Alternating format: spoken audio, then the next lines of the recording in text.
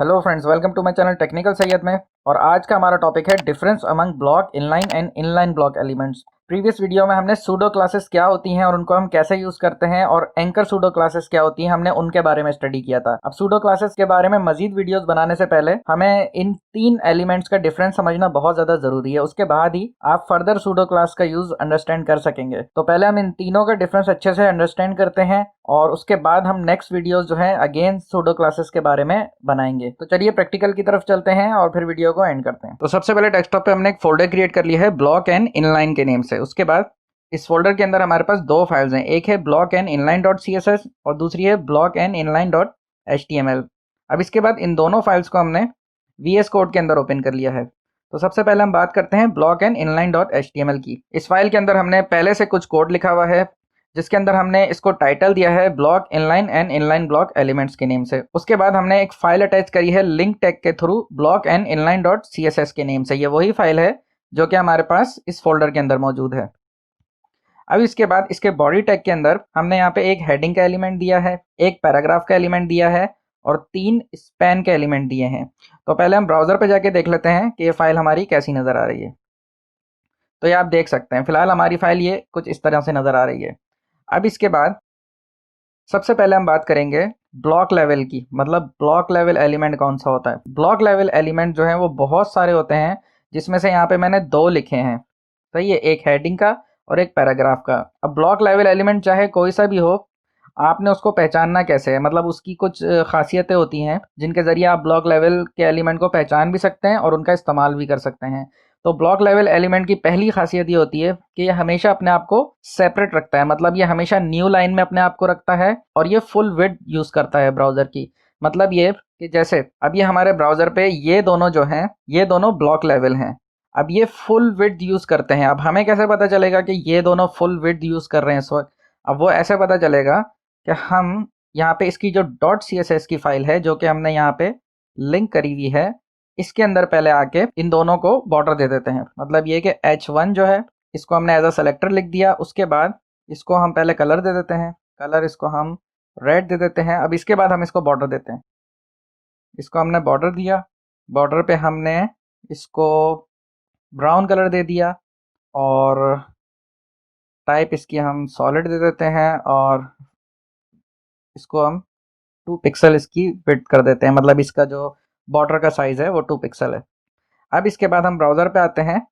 तो ये आप देख सकते हैं ये बॉर्डर हमें बता रहा है कि ये एलिमेंट जो है ये कहाँ तक जा रहा है। अब असल में इसने पूरी की पूरी विड्थ यूज़ करी हुई है इस ब्राउज़र की। हमारे हाइट ये कंप्लीट यूज़ नहीं करता, हाइट ये उतनी ही यूज़ करेगा जितना कंटेंट का साइज़ होगा, लेकिन ये विड्थ जो है वो कंप्लीटली यूज़ कर लेता है। अब ये वाला है, इसको भी हम बॉर्डर दे देते हैं ताकि इसका भी हमें पता चल जाए।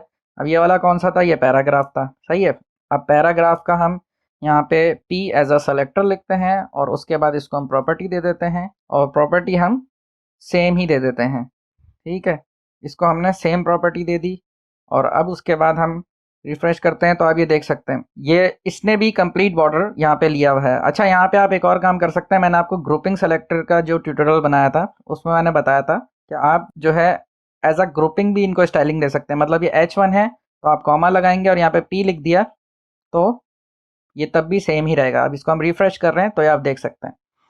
तो अब ये दोनों फुल विड्थ यूज़ कर रहे हैं, आप देख सकते हैं, और ये दोनों के दोनों मतलब न्यू लाइन में आए हुए हैं। यहाँ पे हमने कोई बी आर टैग नहीं दिया, यहाँ पे आप देख सकते हैं हमने कोई बी आर टैग नहीं दिया, मतलब जो न्यू लाइन का टैग होता है वो हमने नहीं दिया यहाँ पे। लेकिन ये फिर भी ऑटोमेटिकली ये जो हमारा पैराग्राफ वाला जो एलिमेंट है ये न्यू लाइन में भी खुद ही आया हुआ है और ये अपने बाद वाले एलिमेंट में भी स्पेस देता है। मतलब ये वाले जो एलिमेंट है नीचे वाले, ये भी न्यू लाइन में ऑटोमेटिकली आए क्योंकि ये अपने साथ किसी को भी नहीं होने देता, ये हमेशा सेपरेट रखता है ब्लॉक लेवल एलिमेंट जो है। अब इसके बाद इनलाइन एलिमेंट की बात करते हैं। अब इनलाइन एलिमेंट क्या होता है कि इनलाइन एलिमेंट एक ही लाइन में रहता है, ये अपने आप को सेपरेट नहीं करता। अब जैसे कि आप यहाँ पे देख सकते हैं ये तीन स्पैन के टैग हैं, ये तीनों के तीनों इनलाइन है। सही है, अब ये तीनों एक साथ ही एक लाइन में आ गए हैं, मतलब ये तीनों के तीनों आप ये देख सकते हैं ये एक ही लाइन में आए हुए हैं।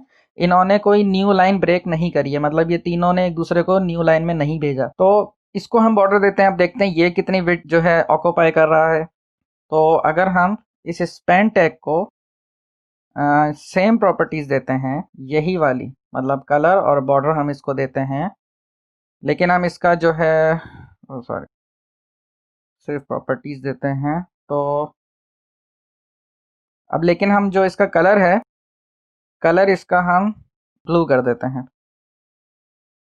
अब जाके देखते हैं तो ये आप देख सकते हैं, अब ये जो बॉर्डर आया है इसने सिर्फ उतनी ही विड्थ ली है जितना इसका कंटेंट है। मतलब ये कि जितनी विड्थ इस इनलाइन लेवल एलिमेंट ने ली है, मतलब ये जो कंटेंट लिखा हुआ है जितनी विड्थ इसने ली है उतनी ही विड्थ इस एलिमेंट ने भी ली है। सही है। अब आप बॉर्डर के जरिए देख सकते हैं, अगर ये बॉर्डर एंड तक जा रहे हो तो आप समझ जाए कि ब्लॉक लेवल एलिमेंट होता, लेकिन ये अभी एंड तक नहीं जा रहा, तो इसलिए इसने अकॉर्डिंग टू कंटेंट जो है वो इसने विड्थ यूज करी है।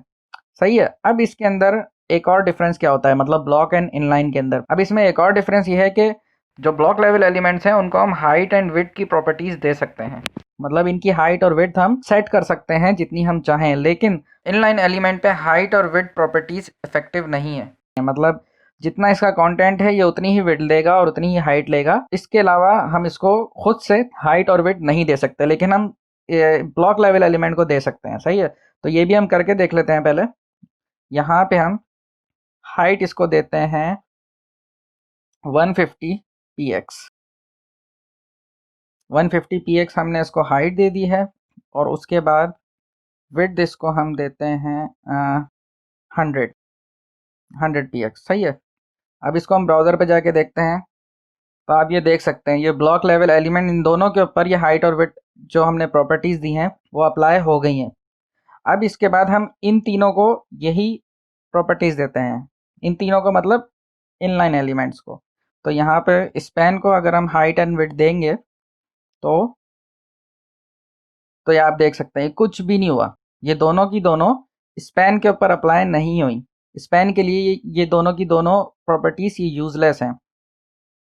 अब इस मसले को रिजॉल्व करने के लिए हमारे पास आता है इनलाइन ब्लॉक एलिमेंट, मतलब ये कि वो इनलाइन भी हो। सही है। एलिमेंट इनलाइन भी हो और उसके अंदर ब्लॉक एलिमेंट वाली स्पेशलिटीज भी हो। मतलब जैसे ये सेंटर वाला है, तो ये सेंटर वाला जो स्पैन है, ये वाला जो स्पैन है सेंटर मतलब सेकंड वाला जो है, अब हम चाहते हैं कि ये वाला स्पैन, मतलब ये वाला स्पैन, इसको हम अगर हाइट विड्थ दें तो वो भी इसके ऊपर इफेक्टिव हो और ये इन लाइन भी रहे, मतलब ये अपने आप को सेपरेट भी ना करे, ये इसी लाइन में भी रहे और इसके ऊपर हम हाइट और विड्थ भी अप्लाई कर सकें। ठीक है। अब हम कुछ इस तरीके से चाह रहे हैं, तो इसके लिए हमारे पास जो हेल्पफुल प्रॉपर्टी है वो है इनलाइन ब्लॉक की। यहाँ पे इनलाइन ब्लॉक काम करेगी। वो कैसे करेगी कि यहाँ पे हम स्पैन के अंदर ऐसा करते हैं कि अब इस पे हमें आईडी देनी पड़ेगी, क्योंकि हमने एक स्पेसिफिक एलिमेंट को सेपरेट मतलब डिफरेंट स्टाइलिंग देनी है या यूनिक स्टाइलिंग देनी है, तो इसलिए हमें यहाँ पे अगर हम आईडी दे दें और आईडी दे के हम यहाँ पे लिख देते हैं स्पैन 2।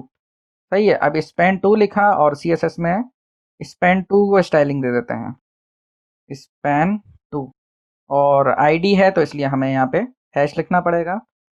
अब हम इसको सेम स्टाइलिंग अप्लाई करवाते हैं, यहाँ पे सेम हमने करवा दिए। ठीक है। और इसके अंदर हम एक डिस्प्ले की प्रॉपर्टी देंगे और उसके बाद हम यहाँ पे इनलाइन ब्लॉक लिख देंगे। बस अब ये इनलाइन ब्लॉक एलिमेंट बन चुका है।